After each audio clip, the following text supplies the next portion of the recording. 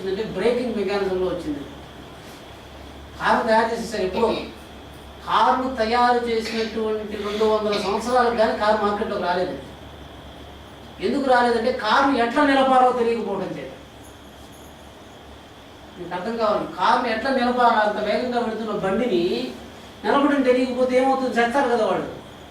అంటే కారుని తయారు చేయడం కన్నా నిలపడం ప్రధానమైంది. వేగంగా పోతున్న దాన్ని టప్పునిస్తే పోతా పడిపోతుంది కదా బండి.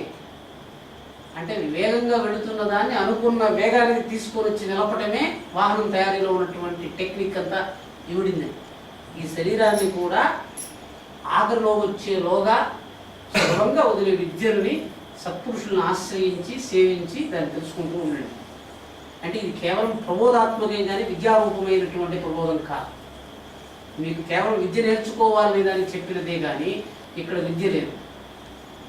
విద్య నేర్చుకోవాలని కోరిక కలిగినప్పుడు అది రహస్యంగా వైయక్తికంగా చెప్పబడుతుంది కానీ గుంపుని కూర్చోబెట్టేది ఎప్పుడు చెప్పేది విద్య కాదు. ఆచార్య పురుషుడు ముఖాముఖిగానే విద్య చెప్తాడు.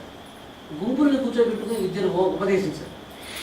గుంపుల్ని కూర్చోబెట్టుకుని చెప్తే వాటిని అన్నిటినీ కేవలం ప్రబోధం అంటారు.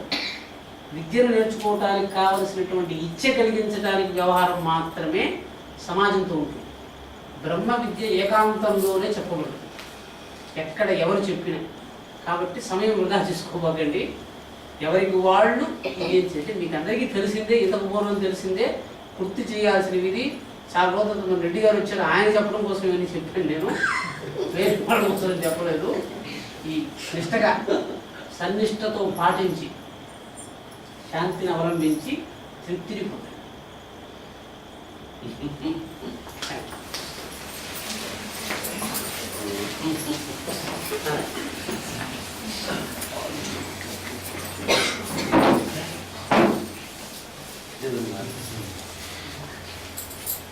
మీరేమో మామూలుగా వచ్చారు, మీరేమో మాట్లాడలేదు. మీరు ఎక్కడ ఉన్నారా?